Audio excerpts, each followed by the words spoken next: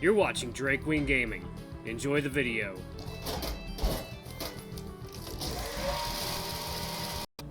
Hey guys, Nara here from Drakewing Gaming. Some of you know me on Twitter, The Gaming Dragon. Today I'm coming at you with another Let's Play episode of Psychic Connections Jude's Path. So, the last episode we left off, we got to meet Quinn again. We got through some new dialogue with him, and now we're going to go do some other things. So, join me while we do other things, and I hope you enjoy the video. Let's see. Third playthrough. God, I can't imagine so I'm alright. It's hard to believe I'm already on the third playthrough. That's crazy. And I got one more to do, too. Alright, let's do it. We continue passing notes over the next hour while Mr. Breyer lectures about how he runs the course. Excuse me. Once Mr. Breyer ends his lecture, I begin packing up my things, but as I turn to leave, I feel a small hand atop my shoulder. Hey, listen, if you're not busy, I was gonna go check out some books at the library.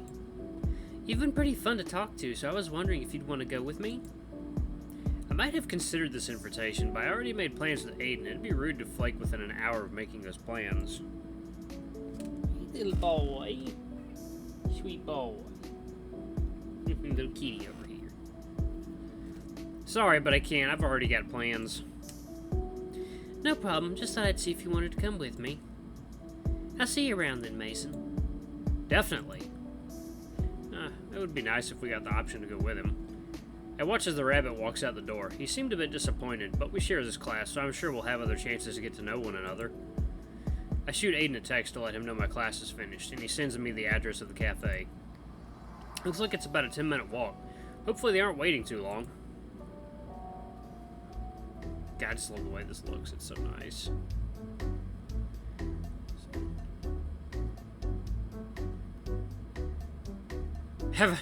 I don't have a problem with caffeine. I have a problem without it. Love it. Following the directions on my phone made finding the cafe a cinch. However, after looking around, I don't see Zoe or Aiden seated anywhere. It is possible that I just beat them here, so I might as well order something and grab a table while I wait. You okay over there? You're looking a little lost. The barista at the front counter motions me over. I must look like an idiot just leering from the front door. Getting closer, I can see that he is indeed a larger man, but his arms look sturdy and capable. His smile somehow seems warm, though for some reason his eyes keep flicking downward. No, I'm not lost. I'm just meeting someone here, and I was checking if they gotten here yet. I see. Well, the cute ones are always taken anyway. Can I get you a coffee while you wait? Yes, please. Oh, that reminds me, I got some cinnamon vanilla coffee the other day. Got some pods. They're so good. I'm not a huge coffee drinker, so I picked something uncomplicated sounding off the menu. After taking the money for my order, the barista proceeds to quickly whip my drink together. Meanwhile, I snag a nearby table. It's only after I'm sitting down that it dawns on me. Did he just call me cute? I mean, he's not too bad looking himself now that I'm thinking about it. He definitely seems to have an air of maturity about him, although that might just be because he looks a few years older than me. Order from Mason? Snapped out of my daze, I see that the barista man I was daydreaming about is standing before me with my drink in his hand. Aren't customers usually supposed to get up to get their coffee? Usually, but today's a slow day and I could use a break. I hope you don't mind. Not at all. I guess I should be flattered you're choosing to spend it with me then. So then, I guess I should know the name of my esteemed coffee brewer. It's Elliot. It seems it's right here on my apron. Is the font too small? Elliot begins fumbling with his apron as if concerned the stitch work wasn't done adequately. Oh, you're right. Not sure how I didn't notice that before. Haha, it's fine. For all you knew, I could have been wearing somebody else's apron. So, this friend you're meeting, are they somebody special? At first, I ponder what he might be meaning, but my thoughts are immediately dispelled by his tail lightly caressing my leg. I'm not even sure how I should be answering this question right now.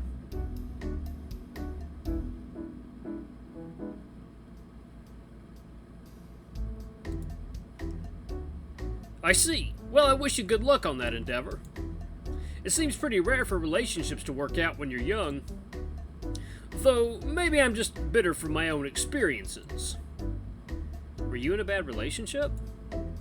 You could definitely say that. About 3 years ago, There you are. Appearing suddenly, Zoe interrupts our conversation and pulls me into a hug. She sure is friendly considering we just met today. I hope you weren't waiting long. I ran as fast as I could. Though, I see you've already met Elliot. Hopefully he hasn't made you too uncomfortable. That's ridiculous. I never make anyone uncomfortable. Really? Because I recall a certain musclehead almost decked you for coming on too strong. The art of flirting is all about timing and targeting. You have to recognize who won't appreciate it and who will. Elliot rubs his tail against my leg one more time before drawing it back to his side. The panther's attention finally shifts off me and back to Zoe. But enough about me, Zoe. It's good to see you. I had no idea Mason was a friend of yours. We met today at the campus. I'm his resident assistant. Right, you always are busy with those extracurriculars. I hope you at least had a good time visiting your family before coming back. It was okay. I might tell you about it some other time. The two of them look towards me briefly, and it suddenly feels like I'm intruding on a private conversation. I'm not even sure how to break the ice on this sudden awkwardness.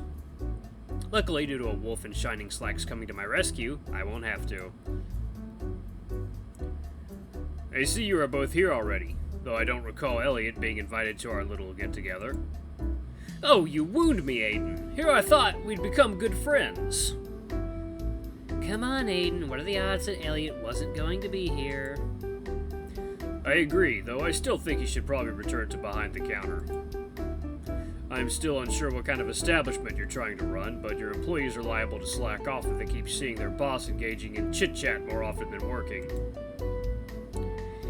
Sorry, Ellie, the grump is having a bit of a rough day. The large panther sighs before removing himself from his seat. He motions for the two to go ahead while he trudges back towards the counter. That was a bit rude, wasn't it? Sorry, I just have a bit of a headache. It's just easier for me to keep my head on within a smaller crowd. I'll apologize to him later. You have to forgive Aiden. He's an introvert. Aiden simply chuckles at this while the panda continues to explain away his rudeness. Today was just exhausting for him after being around all the people from the club fair, so it's just better for him to be around fewer people so he can recharge. I guess I can understand that, though I'm not sure why you'd want to get coffee then. I value a routine, and we get coffee every Monday and Friday. Regardless of how I'm feeling, I have no desire to deviate from that. He gets pretty anal if something knocks him off schedule. But enough about Aiden. Tell us about you, Mason. Okay, anything specific you want to know? What's your zodiac sign? Really, Zoe, we're starting with astrology. We can't all be a skeptical Aquarius like you. That's why you have your favorite Aries friend to balance you out. Aiden simply rolls his eyes at this, and they both look at me as if waiting for me to answer. I'm not overly into astrology, but I'm pretty sure I'm a Cancer. Not that there is much to be interested in, but it's all just a bunch of nonsense to appeal to tribalism, the incessant need to belong to a group. It's not even remotely scientific, yet some people still put stock in it like it's gospel. There was a guy I met in my sophomore year that lived exclusively through his horoscope readings. Sorry about that, guys. I forgot to mute Telegram. If only you spoke this passionately all the time, then people might not think you're such a stick in the mud. Unlikely. I'm reminded constantly by one of my employees of how much of a drag he is. Surprised by the sudden addition to the conversation, I turn to see Elliot looming over me with Aiden and Zoe's drink orders. He looks down at me with a smile warmer than the coffee he's serving. Yes, well, I'm sure you know how much I value the individual opinions of that particular employee. Well, if you tried a bit harder, others might hold a better opinion of you. I'd rather not project a false image when I'm supposed to be spending my time in leisure.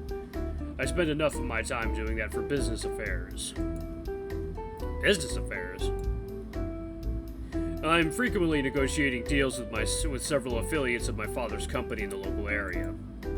Though I also consider any involvements at the university to be a business affair, as it's a matter of maintaining a public image. The gears in my brain are trying to process what Aiden is saying, but it seems a bit beyond me. So, you have a job alongside school? Aiden's father is the CEO of a major tech corporation. He just runs point for a lot of the contacts around Elmwood. Wow, so if you've already got such an important job, why even go to college? Because my grandfather was in one of the earliest graduating classes from Elmwood, my father followed in his footsteps, and I'm doing the same. After getting a degree, I intend to transfer to an Ivy League school for my higher education. It's impressive, and I can't really help but be a little jealous. This wolf really seems to have it all figured out. Meanwhile, I'm just running around without a clue of what I'm doing. Though the more I talk with Aiden, the more that princely vibe I got before shifts towards an entitled one. So, Mason, I've got a slightly more intrusive question. I'm currently working on a bit of a theory. Sure, go for it. Are you gay? That's, pretty out of nowhere. What is this theory for? Don't worry about that. Just a harmless curiosity, really. I've got a theory myself that Zoe might be into me, but I guess this is the golden ticket to make things clear on that front.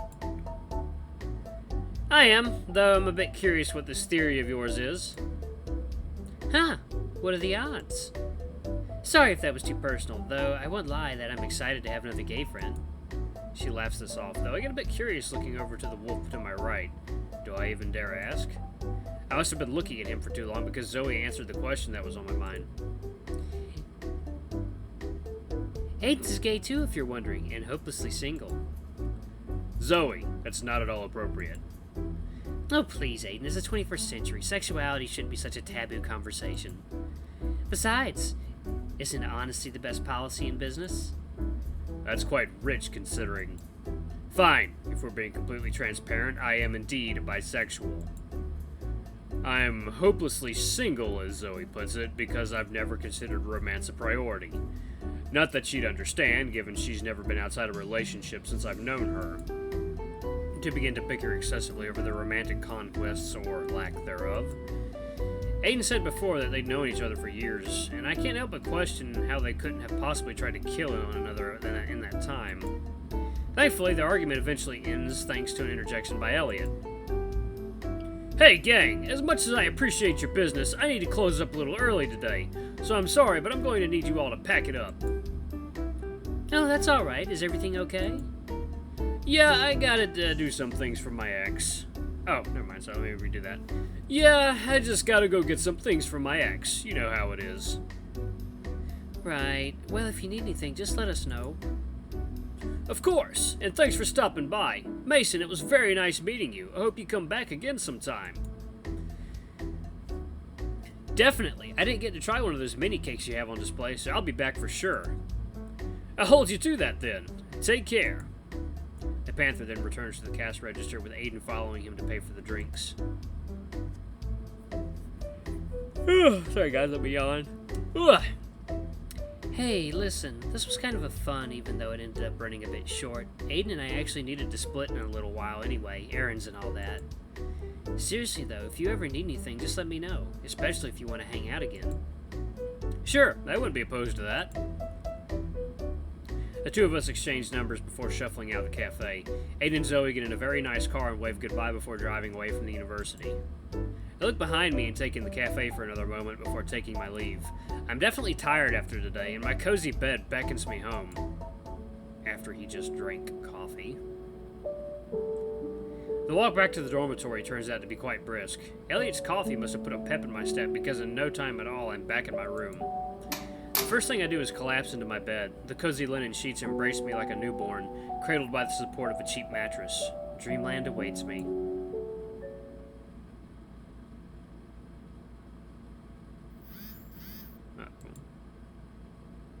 Why is my phone going off?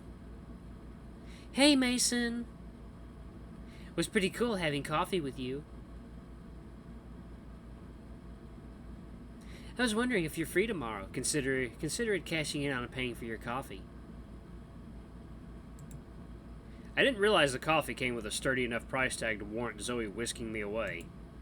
I have half a mind to tell her off, but getting into an argument with my RA and new friend shortly after getting here wouldn't exactly benefit me. I don't currently have any plans. Hopefully I won't regret this. Awesome. How about we meet at the cafe tomorrow? I was thinking around noonish. Sure. Sounds good. I sent a confirmation message and set my phone to the side. Maybe going to the cafe with Zoe and Aiden will become a regular thing for me. Though I could have sworn that Aiden had said they only went to the cafe on Mondays and Fridays. Aiden seemed pretty cool at first. I'm sure he's not a bad person, but he seems a bit excessively posh. Though I still can't help but respect his focus. He really seems like he's trying everything... He really seems like he has everything worked out. Meanwhile, I'm just floundering as I try to figure things out. I begin to toss and turn in an effort to regain a comfortable position. My brain has been turned back on and is now just replaying the events from earlier today. Gwen was quite the energetic bunny, but I'm not sure if I can keep up with him all semester. He definitely strikes me as a handful and a half. The cafe was surprisingly nice, and Elliot was very sweet. I'm not sure how I felt about his flirting, though. I'm even less sure if he was being serious or if he was just teasing me. Oh. Alright guys, Alarm Chan has voiced her concern and has told me it is time to stop for now. Thank you guys so much for watching. This has been another episode of Psychic Connections, Aiden's Path. Don't forget to like, comment, subscribe, and ring that notification bell to the next video. I love you all. I'll see you next time. Bye-bye!